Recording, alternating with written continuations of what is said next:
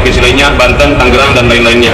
Kami berharap semuanya hadir tanggal 27 karena Indonesia darurat korupsi. Kalau kita tidak memperjuangkan ini, maka Indonesia terancam bahaya ke depannya. Jangan sampai negara kita ini hancur karena ulah pejabat-pejabat kita yang rakus dan tamak. Maka dari itu Bapak Presiden Republik Indonesia izinkan kami untuk memperjuangkan ini, dan Bapak Kepolisian, Bapak TNI, tolong kawal kami, gerakan kami hanya untuk kepentingan negara. Saya merasakan dampaknya sebagai kuli ya. Betul. Maka dari itu sudah selayaknya gedung DPR RI pusat itu untuk dinepalkan. Oke, kira-kira sebagai pembelajaran ya untuk bajingan-bajingan. Hari ini coba lihat, dicek, koruptor sangat dimanjakan.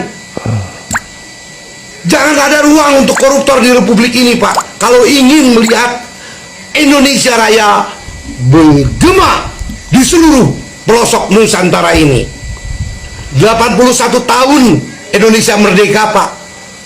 Tapi rakyat semua dijajah oleh bangsa sendiri. Pantai Timur siap mengerahkan pasukan-pasukan bayang-bayangan, Pak. Pokoknya intinya yo ora cuman wong-wong awam sing mlebu nang Jakarta. Siap tak tunggu nang Jakarta.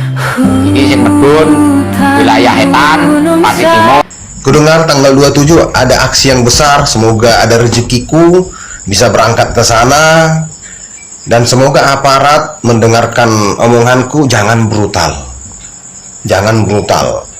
karena nggak ada pemerintah di dunia ini, kerajaan di dunia ini yang mampu membendung amarah rakyatnya. Jadi lebih baik bertemanlah dengan rakyat. Tuntutannya apa aja, Pak?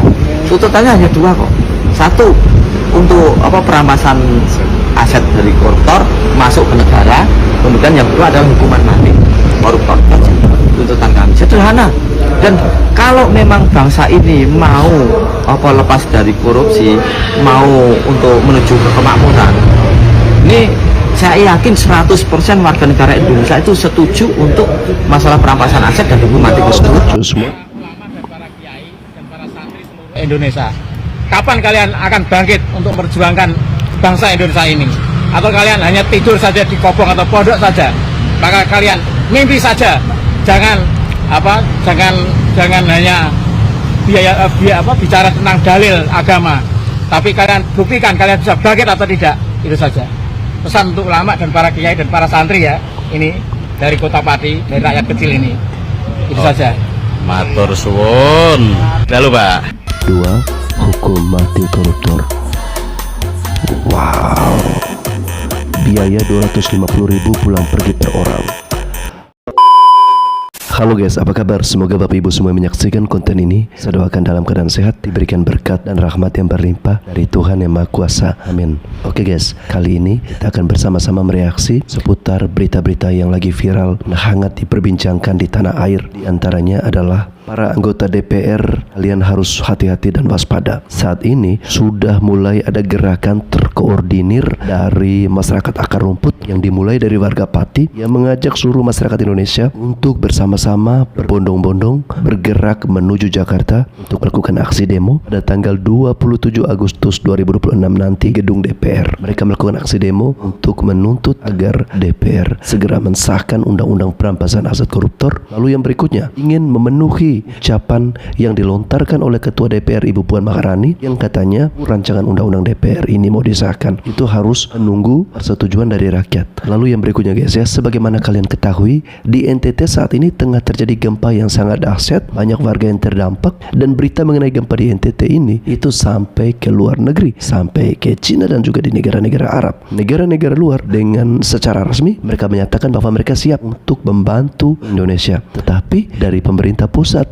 dari pemerintah kita sendiri itu melarang atau tidak membukakan donasi dari luar yang katanya pemerintah kita mampu untuk tangani korban gempa yang terjadi di NTT. Lalu kemudian di sisi lain, Gubernur NTT saat ini lagi dihujat oleh warga gara-gara beliau meminta kepada warga NTT yang terdampak korban gempa bon dulu ke kios atau ke warung. Jadi warga-warga NTT yang teriak kelaparan, teriak kesusahan, kesulitan, solusi dari Gubernur NTT suruh bon dulu ke kios alias ngutang dulu guys. Oke guys, kita saksikan dulu berita-berita apa saja. Kita akan mereaksi bersama-sama berikut ini.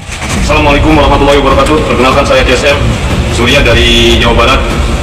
Saya di sini ingin mengajak seluruh rakyat Indonesia aksi pada tanggal untuk menuntut Dewan Perwakilan Rakyat agar mengesahkan RUU perampasan aset tindak pidana agar koruptor dimiskinkan. Dan kedua, kami juga menuntut hukuman mati koruptor agar diterapkan di negeri ini tanpa harus toleransi. Mohon izin Bapak Presiden, karena Indonesia keadaan darurat korupsi, maka kami sebagai masyarakat dari Jawa Barat akan melakukan aksi pada tanggal 27. Dan ini undangan terbuka untuk semua rakyat Indonesia dan semua seluruh rakyat Indonesia agar bisa hadir di gedung DPR pada tanggal 27 tersebut. Semoga teman-teman banyak yang hadir dan alhamdulillah juga gerakan kita didukung oleh Pati, yaitu Bang Boto dan Bang Teguh. Terima kasih banyak untuk Bang Boto dan Bang Teguh. Terima kasih banyak juga untuk masyarakat Pati. Terima kasih juga untuk masyarakat Jawa Barat maupun masyarakat yang ada di provinsi lainnya, Banten, Tangerang, dan lain-lainnya. Kami berharap semuanya hadir tanggal 27 karena Indonesia darurat korupsi. Kalau kita tidak memperjuangkan ini, maka Indonesia terancam bahaya ke depannya. Jangan sampai negara kita ini hancur karena ulah pejabat-pejabat kita yang rakus dan tamak.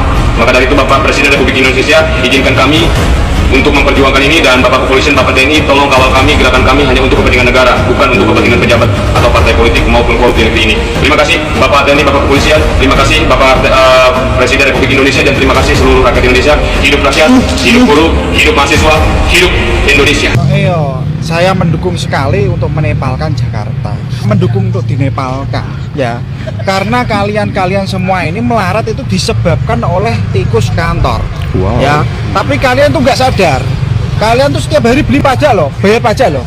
Kalian itu merasakan harga-harga naik itu disebabkan oleh kenaikan pajak, ya. Sedangkan kuli-kuli seperti saya ini yang gajinya tidak naik, tidak nambah, tapi harga-harga yang semakin membludak, tidak seimbang dengan penghasilan, saya merasakan dampaknya sebagai kuli, ya. Betul. Maka dari itu sudah selayaknya gedung DPR RI pusat itu untuk dinepalkan. Oke, kira-kira Sebagai pembelajaran, ya, untuk bajingan-bajingan itu. oke. Nanti apakah sama seperti yang kemarin Mas Jenengan akan duduk bersuduk bersanteria lah ya? Ya, bahkan kursi kepresidenan pun kalau saya mampu untuk seperti itu saya lakukan. Kenapa? Karena mereka itu sepaket. Memang pada dasarnya itu korupsi dalam negeri ini itu sudah mengakar kuat, ya, dari generasi ke generasi. Oke. Ya. Gedang iki mbena sapa? Ini nanti akan diberikan ke Puan Maharani, ya. Oh. Puan Maharani nanti kamu akan saya hadiah ini. Ya, sebagai saya orang desa, cocotmu harus merasakan bagaimana lidahnya orang desa memakan gedang seperti ini, ya. Kok gede sekali itu? Ya. Kok blonder sekali?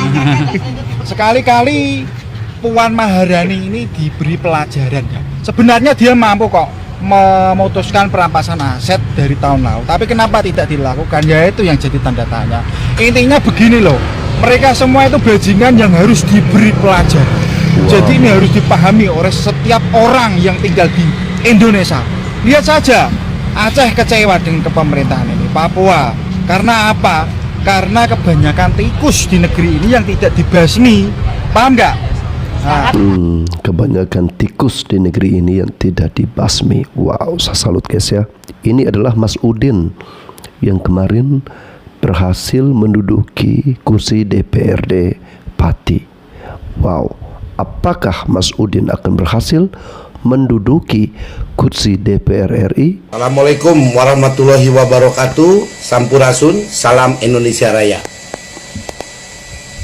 Sebetulnya saya tidak ingin membandingkan antara Bapak Jenderal Besar Purnawirawan almarhum Soeharto dengan Bapak Prabowo, mantan menantunya.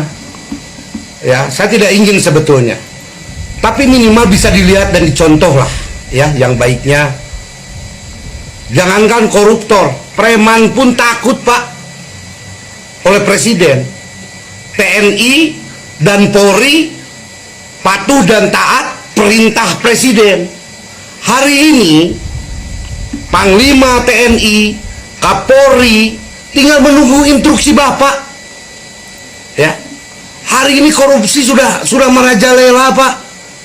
Kekayaan bumi ini sangat kaya sekali. Bagaimana masyarakat melihat kinerja Bapak baik, seluruh program Bapak baik. Kalau pembantu Bapak saja korupsi triliunan, miliaran, rakyat memeras banting tulang untuk membayar pajak hasil pajak dikorupsi. Hari ini cuma satu keinginan rakyat Indonesia. Kalau Bapak betul siap mati untuk negara ini, melihat bangsa ini hebat, sikat habis korupsi, Pak. Jangan ada pandang bulu. Kata Bapak, siapkan pulau untuk koruptor. Hari ini coba lihat, dicek, koruptor sangat dimanjakan. Jangan ada ruang untuk koruptor di Republik ini, Pak. Kalau ingin melihat Indonesia Raya bergema di seluruh pelosok Nusantara ini. 81 tahun Indonesia merdeka, Pak. Tapi rakyat semua dijajah oleh bangsa sendiri. Baik ekonominya, ya. Semua rakyat diperas hari ini dengan pajaknya. Apa yang tidak diberikan oleh rakyat kepada negara ini? Tapi satu hal, rakyat hanya meminta korupsi, koruptor, kalau perlu hukum mati, miskinkan. Betul. Jangan beri ruang di Republik ini. Demikian, salam NKRI.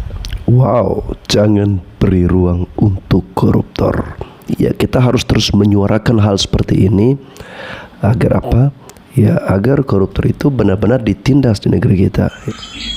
Tanggal 27 Agustus ada demo di gedung DPR RI, Bang. Gimana menurut pendapat Abang kita dari Sumatera ini? Kalau pendapatku sih, dari Sumatera ya minimal tiap provinsi itu adalah 2 bus atau 3 bus per provinsi. Tapi kan semua kan dana, kembali ke dana, abangku. Aku sendiri pengen berangkat, tapi sekarang lagi berusaha mencari ongkos aku sendiri pengen berangkat. Kalau aku punya uang yang banyak, mungkin bisa kuajak banyak orang. Tapi kita lihatlah bagaimana dari Aceh, bagaimana dari Sumatera Utara, Sumatera Barat, Riau, Jambi, Bengkulu, Palembang, Lampung. Mungkin kalau setiap provinsi aja kita mengirimkan orang ya 3 bus dan lebih, ya mungkin kawan-kawan kita yang berangkat dari Pati ya berangkat dari Jawa akan lebih semangat lagi. Kita harus menunjukkan kita bersatu dari Sabang sampai Merauke. Tapi gimana? Apakah ada yang koordinasi di Aceh, Sumatera Utara, Sumatera Barat, Riau, Bengkulu, Jambi, Palembang, Lampung, Nias lagi. Ya. Ini untuk nasib kita bersama. Kalau aku sedang berusaha untuk diriku sendiri saja, aku sangat sulit untuk diriku sendiri. Ya, bagaimanalah? Dari dana pribadi kan, kita ini murni dari masyarakat. Tidak ada kita ditunggangi kepentingan politik di belakang, nggak ada. Jadi untuk saudara-saudara di Aceh, di Sumatera Utara, di Riau, Jambi, Bengkulu, Palembang, Nias, Lampung, atau dimanapun pokoknya Sumatera Utara, Pulau Sumatera lah, kita harus bersatu. Minimal adalah yang berangkat dari Sumatera Utara, dari Aceh, dari setiap provinsi di Pulau Sumatera, adalah yang berangkat.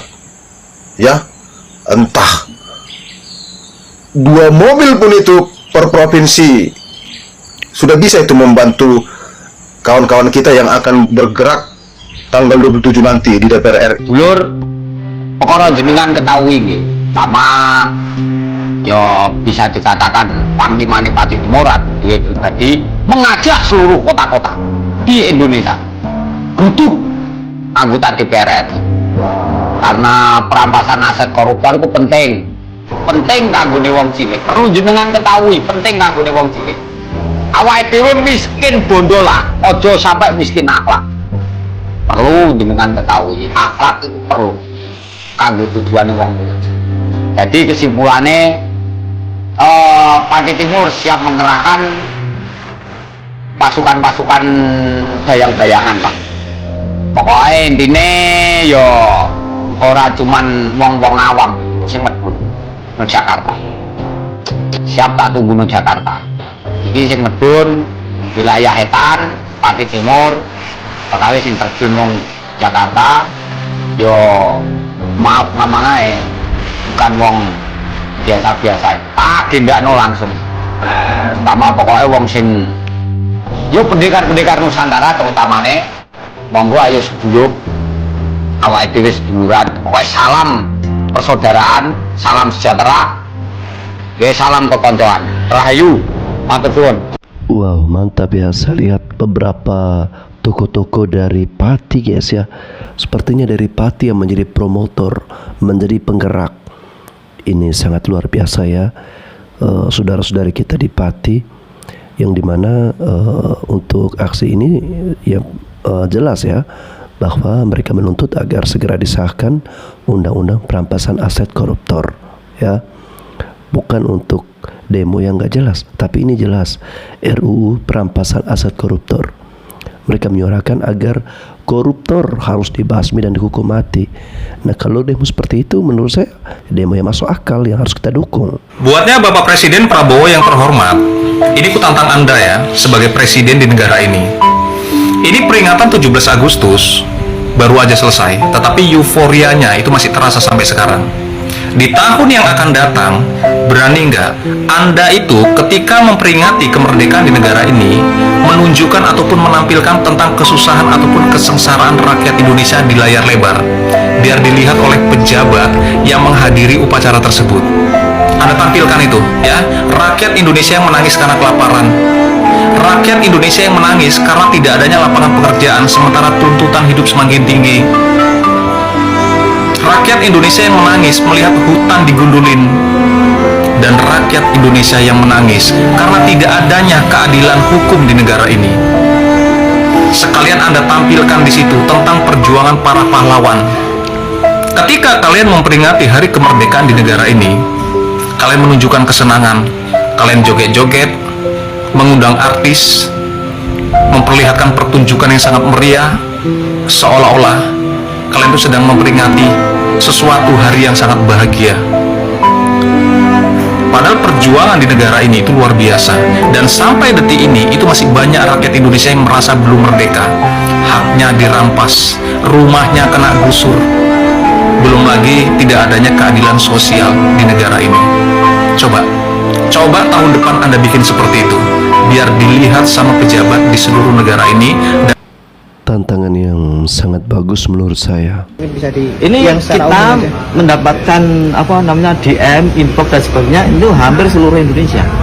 Tapi kan kita nggak mau masuk ke ranah mereka. Jadi kita organisir untuk wilayah Pati, nanti Kudus juga organisir. Jadi kita tidak mau masuk ke ranah mereka, biar mereka yang ngurusi sendiri-sendiri. Gitu. Nah, itu nanti kan jenengan besok berangkat dulu Pak ya. Hasilnya tanggal 27. Itu nanti jelang waktu itu, jeda waktu itu jenengan sana nggalang masa atau mungkin satu kita koordinasi sama apa namanya sama semua teman-teman dari pejuang bangsa ini, kemudian kita juga nanti sowan ke pihak-pihak terkait, dan gitu kan kita mau apa namanya ibaratnya ya sowan, mungkin kalau apa namanya kalau di Jakarta itu ada persatuan adat Jakarta, kita mau sowan untuk Kulon Nuwun, kemudian mungkin kita ke Gubernur Jakarta juga mau Kulon Nuwun, sambil konsolidasi antar teman-teman gitu, ngatur sambil buka posko saya dong Pak? Ya buka posko, pastinya kita buka posko di mana Pak? Depan DPR? Ya kita usahakan tetap di depan gedung DPR RI, cuman kita lokasinya kan nggak tahu, pokoknya di sekitar itu. Tuntutannya apa aja Pak? Tuntutannya hanya dua kok. Satu, untuk apa perampasan aset dari koruptor masuk ke negara, kemudian yang kedua adalah hukuman mati koruptor.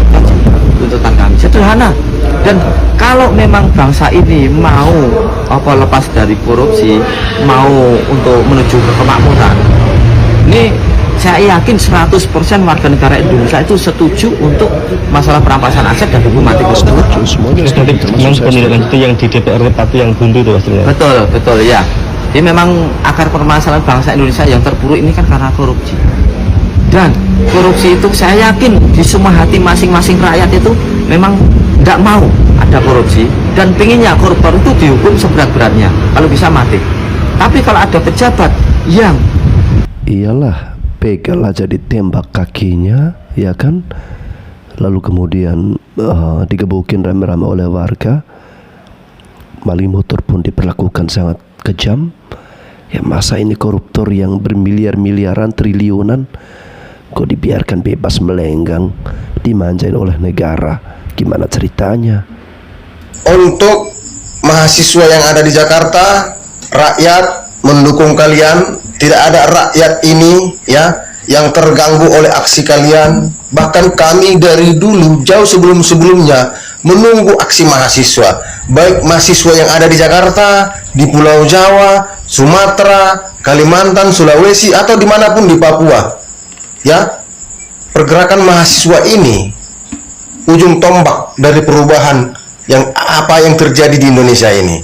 Wow. Jadi kudengar tanggal 27 ada aksi yang besar. Semoga ada rezekiku bisa berangkat ke sana, dan semoga aparat mendengarkan omonganku. Jangan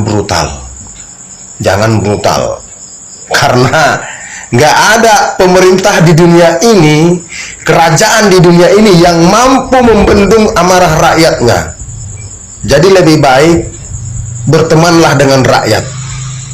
Nggak perlu kalian bela ya. Ini untuk TNI Polri yang ada di bawah ya, yang nanti langsung berhadapan dengan masyarakat atau mahasiswa. Nggak ada guna kalian sampai berdarah-darah menghalangi rakyat, menghalangi mahasiswa demi perintah. Karena apa? Siapapun presidennya, siapapun jenderalnya di atas sana, kalian tetap menjadi rakyat dan tetap pensiun sebagai TNI dan Polri. Ya, nggak ada gunanya kalian berjuang mati-matian bentrok dengan mahasiswa, dengan rakyat. Nggak ada gunanya. Yang diperjuangkan rakyat itu yang dialami oleh orang tua kalian di kampung. Yang diperjuangkan rakyat itu yang dialami anak istri kalian. Kalau yang di atas sana yang dimabis-mabis itu, coba lihat antara rumah kalian dan rumah mereka 1:100. Rumahmu, ya maaf ya bapak-bapak yang ada di bawah, maaf ya, samanya kita, rakyat jelatannya kita, samanya kita, cuma beda seragam. Kalian aparat, kami sipil, ya sama nasib kita, samanya seperti penderitaannya kita. Di atas sana berpesta di lobi hotel mewah, ya. Kita yang dibenturkan di bawah ini buat aparat-aparat TNI Polri yang di bawah. Lihatlah, lihat dirimu, lihat ibumu, lihat orang tuamu, lihat sanak saudaramu, lihat mereka sama seperti rakyat ini. Dan lihat di ke atas, lihat komandan-komandanmu. Kalau aktivitas masyarakat jadi alasan mahasiswa dibatasi menuju Bundaran HI, kenapa kalau ada konser atau acara besar jalan bisa ditutup dan lalu lintas bisa diatur? Tapi kalau demo di ruang publik memang pasti berdampak ke aktivitas orang, sejauh apa dampak itu masih wajar buat sebuah aksi? Kalau orang turun ke jalan buat menyampaikan aspirasi, gimana aparat memastikan pengamanan nggak malah bikin orang susah menyampaikan aspirasinya? Tapi kalau tujuan turun ke jalan memang supaya tuntutan didengar, gimana demonstran memastikan setelah aksi selesai, orang tetap ngomongin tuntutannya, bukan cuman kejadian di jalan?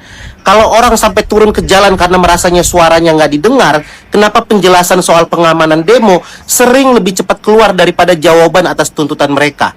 Tapi kalau perjuangan ini katanya untuk rakyat, kalau ada rakyat yang setuju sama tuntutannya tapi mempertanyakan cara aksinya, kritik mereka mau didengar atau tidak? Kalau pemerintah bilang kebijakannya dibuat untuk kepentingan rakyat, ketika warga sampai turun ke jalan menolaknya, siapa yang harusnya lebih dulu bertanya, ada yang salah atau enggak? Tapi kalau tujuan demo memang mau mendorong perubahan, gimana caranya tekanan di jalan benar-benar menghasilkan perubahan, bukan cuma bikin rame dalam satu hari doang. Kalau demo dan kemarahan kayak gini terus muncul, berapa kali warga harus turun ke jalan sampai pemerintah mulai bertanya, jangan-jangan yang harus diubah bukan cuma cara ngomongnya, tapi kebijakannya juga. Tapi kalau tekanannya sudah sebesar ini, gimana demonstran memastikan perjuangannya nggak selesai pas demonya selesai? Karena menurut gua ada satu hal yang harus berlaku buat dua-duanya. Pemerintah jangan merasa karena punya kuasa berarti kebal dari kritik. Demonstran juga jangan merasa karena yakin tuntutannya benar berarti cara perjuangannya nggak boleh dikritik. Karena demokrasi bukan cuma soal hak buat ngomong, tapi juga soal masih mau didengar ketika orang lain nggak sepenuhnya setuju sama. Sederet pimpinan dunia tawarkan bantuan untuk gempa NTT. Pemerintah RI tegaskan belum buka pintu bantuan asing karena masih mampu tangani sendiri. Oke, bantuan dari negara-negara luar ya berdatangan untuk membantu korban bencana di Nusa Tenggara Timur. Tapi sayangnya ditolak sama Indo Konoha ini ya. Dan kata si Mesesneknya, kita masih mampu tangani sendiri, masih bisa katanya. Biji, sadar porsi kau. Lihat tuh Aceh Sumatera, belum juga pulih 100%. Masih terlalu banyak tuh fasilitas umum yang rusak ya. Jembatan putus lah, jalanan putus, longsor apa segala macam. Nah, bahkan anak-anak ke sekolah ya harus bertarung melawan maut. Nah, ini bukti bahwa pejabat-pejabat negeri ini ya gengsinya tinggi ya, sombong, nggak peduli dengan penderitaan rakyat. Demi mempertahankan gengsi mereka, rakyat yang jadi korban itu. Mereka enak ya, tiap bulan ada tunjangan, ada gaji puluhan sampai ratusan juta. Tapi rakyat apa? Udah jatuh, tertimpa tangga pula. Kan bangsat emang mereka ini ya. Negaranya udah paling banyak hutang ya, APBN-nya boncos terus ya. Pejabat-pejabatnya sombong pula. Bergaya tai. Apa salahnya sih tinggal menerima bantuan aja? Kan setelah difitnah, Iran masih mau ngasih bantuan bencana alam untuk di NTT. Bukan hanya Iran dan bukan itu yang gong. Mulai dari Cina, Singapura, Amerika semuanya mau nolongin bantuan bencana alam di NTT. Tapi pemerintah Indonesia nolak dan mereka bilang mereka masih mampu. Tapi realita berbicara beda ya, karena banyak orang Aceh, Sumatera yang kena bencana kemarin bilang bahwasannya mereka belum sepenuhnya pulih. Tapi pemerintah Indonesia nolak mentah-mentah bantuan ini dari Iran, Cina, Amerika, Singapura. Jadi gua nggak tahu benerannya mana ini gengsi apa gimana sih? Miris ya pemerintah ini. NTT lagi kena bencana, tapi malah warung sembako yang disuruh nalangin tanggung jawab pemerintah. Tokoh-tokoh di kabupaten kota, di seluruh NTT di provinsi ini maupun di kecamatan di desa yang jual sembako itu, tolong hari ini saya ajak untuk membuka diri untuk membantu yang susah. Nanti mungkin saja, nanti Pemda kita akan atur mengambil dana bencana yang kita ini. Pemilik warung sembako ini juga korban bencana. Kenapa mereka disuruh nalangin tanggung jawab pemerintah? Enak ya main nyuruh-nyuruh aja. Emangnya bisa bayar? Kondisi keuangan Pemprov NTT ini lagi nggak baik-baik aja. Bahkan terancam gagal bayar gaji pegawai P3K. Penanggulangan bencana itu tanggung jawab pemerintah, kan ada BNPB. Jangan malah menyusahkan rakyat yang lagi kena musibah. Miris ya pemerintah ini. Nyari enak aja ya. Nalangin dulu, bon dulu di warung. Sedih sih lihat berita ini di saat semua warga lagi membutuhkan bantuan ya, tapi pemerintahnya malah suruh ngebon dulu di warung-warung ya. Tapi syukur banget masih ada pemerintah gubernur tetangga udah gerak cepat duluan, udah membantu korban gempa yang ada di NTT kayak Ibu Sherly dan gubernur-gubernur yang lain yang gercep banget buat bantu teman-teman kita yang ada di NTT. Dan semoga aja pemerintah yang ada di NTT cepat gerak ya, jangan suruh ngebon ya. Itu yang punya warung juga lagi kesusahan, mau disuruh utangin kayak gimana ceritanya. Halo Bapak Presiden, Bapak Prabowo yang terhormat, ini kami sudah terima bantuannya. Ini ada telur 10 butir, minyak ada 1/4 liter, dan juga ada mie 1 dus, beras ada 15 kilo. Ini untuk 1 RT. Dalam 1 RT ada 30 kepala keluarga. Ya, terima kasih banyak untuk bantuannya Pak Prabowo. Itu serius, bantuan secuil itu untuk 30 kepala rumah tangga. Gimana makannya? Dikit-dikit itu, itu kayak cemilan. Kalau memang benar adanya seperti itu di NTT, ya tolong video ini di-share, disebarluaskan agar sampai kepada pemerintah, agar pemerintah memberikan bantuan yang layak, yang banyak kepada saudara-saudara kita yang ada di NTT. Ya setidaknya bantuan segitu itu untuk 1 kakak ya. Kalau segitu untuk 30 kakak, ya Allah, nggak layak banget ya. Kita doakan agar saudara-saudara kita yang ada di NTT diberikan kesehatan, kekuatan, keselamatan, ketabahan, kesabaran, serta dapat bantuan yang layak dari pemerintah, dapat bantuan makanan. Udah bantuan nggak layak, presiden pun nggak berkunjung ke sana. Giliran ke luar negeri hari ini terbang pun jadi terbang. Ini kondisi negara sedang banyak musibah. Kalau gua jadi pemerintah ya, lebih baik itu anggaran MBG atau anggaran Kopdes yang nilainya ratusan triliun itu mungkin lebih baik dialihkan sedikit saja untuk membantu saudara-saudara kita yang sedang membutuhkan ya. Ibarat kita ini sebagai kepala keluarga ya, yang tadinya kita sudah punya planning pengen membeli sesuatu atau pengen membangun rumah ya, kita batalkan dulu sementara ya, karena ada keluarga atau anak kita yang sedang sakit ya, ada keperluan yang lebih mendesak. Ini kan sebenarnya kebijakan yang anak SD pun bisa melakukannya. Masa iya sih pemerintah tega banget melihat anaknya atau rakyatnya menderita tanpa pertolongan yang maksimal? Aku lucu banget guys nih sama ini nih ya guys. Kalian dengerin sampai habis. Ya ampun, ini mungkin pembagian untuk para korban bencana atau apa ya? Hah? Aduh, biasa guys, yang namanya orang ya dari pusatnya sekian, terus ke bawahnya dapatnya sekian. Itu mah udah biasa kali ya. Bener nggak sih? Disunat tahu nggak semuanya? Kasian, kocak tapi, aduh. Gimana guys menurut kalian? Dengerin sampai habis dan komen ya. Tega banget kalau menurut aku kalau sampai disunat uang sumbangan dan apa ya bantuan berupa sembako ini kepada masyarakat. Halo Bapak Presiden, Bapak Prabowo yang terhormat, ini kami sudah terima bantuannya. Ini ada telur 10 butir, minyak ada 1/4 liter, Astaga. dan juga ada mie 1 dus, beras ada 15 kilo. Ini untuk 1 RT. Dalam 1 RT ada 30 kepala keluarga. Ya, terima kasih banyak untuk bantuannya Pak Prabowo. 1 RT 30 kepala keluarga dapatnya cuman segini. Astaga. Sudah kayak gitu ketika negara lain ya, negara luar mau datang kasih pertolongan, kasih bantuan, sosokan, sombong, bilang katanya kita masih mampu, kita bisa tangani sendiri, atasi sendiri. Tapi giliran beri bantuan, kok cuman segitu? Aku salut banget terhadap adab daripada saudara-saudara kita yang ada di NTT. NTT berduka, NTT sedang terdampak bencana dan sedang darurat karena banyak sekali saudara-saudara kita yang belum menerima bantuan sampai detik ini guys. Tapi itu tidak menjadikan alasan dan menjadi sebuah excuse buat warga NTT untuk menjarah. Kalian bisa lihat di sini ada gudang Bulog yang runtuh, hancur, dan kalian bisa lihat ini karung-karung beras berserakan di mana-mana, tapi tidak ada satu orang pun yang menjarah.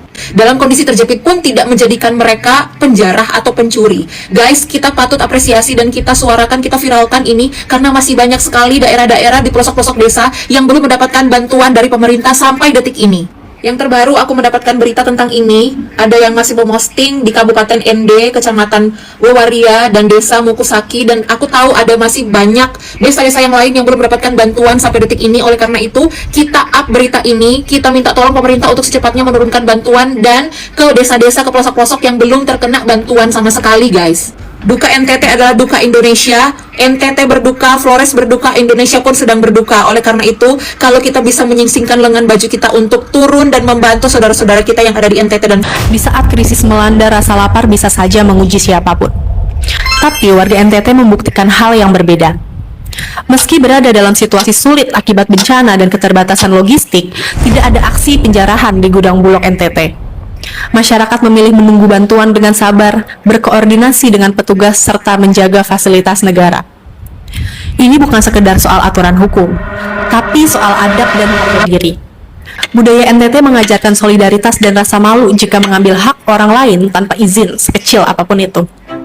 Integritas tidak diuji saat kita kenyang, melainkan saat kita lapar. Gudang beras bisa saja kosong, tapi kehormatan tak boleh runtuh. Oke, khusus masyarakat Flores ya. Kalau untuk Flores, saya sendiri adalah orang Flores. Saya paham betul karakter orang Flores. Saya paham betul bagaimana cara orang Flores menjaga harga dirinya ya. Meskipun mungkin dilihat miskin, dilihat nggak punya apa-apa ataupun kelaparan, tapi kita tidak mau menjatuhkan harga diri kita dengan cara-cara yang tidak benar, seperti mencuri, mengambil yang bukan merupakan hak kita. Borok penanganan gempa NTT disorot media asing. Ribuan warga menangis kelaparan minta bantuan. Some communities in Manggarai, but not all of them. Residents of this village say they haven't received any help and they're lacking food, medicine, and especially clean water. They've even put this sign up by the side of the road. Kami sangat-sangat butuh bantuan. We really, really need help. Kami sejak tanggal 15 itu Ibu tidur di sini beralaskan tikar, tidak ada tempat tidur sama sekali. Karena kami sejak tanggal 15 sampai hari ini Ibu tidak dapat sama sekali bantuan baik dari pemerintah maupun dari desa. There are more than 9,000 people displaced across the province of East Nusa Tenggara, but it's here where Bapak Gubernur NTT, kalau Bapak nggak bisa tangani warga di NTT, ya udahlah Pak, cari donasi, minta bantuan dari luar. Jangan malah buat statement konyol, suruh bon dulu di kios atau di warung. Kasihan kan Bapak jadi dihujat oleh warga net, oleh warga-warga dari luar NTT juga. Jadi itu yang harus Bapak pikirkan juga. Solusinya jangan cari yang instan Pak, jangan cari gampang. Orang yang punya warung, punya kios juga, korban juga. Kalau hanya himbau seperti itu, nanti pertanggungjawabannya seperti apa? Bisa bayar nggak? Itu yang dipertanyakan. Lagi pula, kalau memang pemerintah nggak mampu ya, ayolah pemerintah pusat buka donasi dari luar ya, dari Cina, dari Iran, dari Taiwan, yang mereka punya niat untuk mau membantu berdonasi ke Indonesia, ya udah biarkan saja. Kenapa dilarang? Kenapa ditutupi? Jangan karena gengsi, jangan karena ingin menjaga marwah kalian, rakyat jadi korban, rakyat jadi sengsara. Lalu yang berikutnya, untuk saudara-saudari yang dari Pati yang lagi berkonsolidasi, lagi berjuang untuk mengumpulkan massa, berkoordinasi gimana caranya nanti bisa sampai ke Jakarta. Ya kalau tujuan demonya untuk perampasan aset dan hukuman mati koruptor, saya yakin semua masyarakat Indonesia pasti menyetujui untuk melakukan aksi yang seperti itu. Ya kami doakan mudah-mudahan aksinya bisa berjalan dengan lancar dan masyarakat dari wilayah lain juga memberikan dukungan, dan semoga segera disahkan undang-undang perampasan aset koruptor. Oke guys, saya kira itu saja dari saya. Terima kasih Bapak Ibu yang sudah menyaksikan konten reaksi dari saya. Mohon maaf volume suara saya ataupun nada suara saya kurang bagus karena memang saya lagi keadaan kurang sehat. Suara saya juga beberapa hari ini kurang bagus guys ya. Mohon doanya agar saya kembali pulih, kembali sehat, dan saya juga mendoakan teman-teman yang lagi saat ini lagi sakit semoga segera sembuh ya. Semua dikuatkan, diberikan kesehatan dan kekuatan serta berkat dari Tuhan Yang Maha Kuasa. Amin. Sampai jumpa lagi.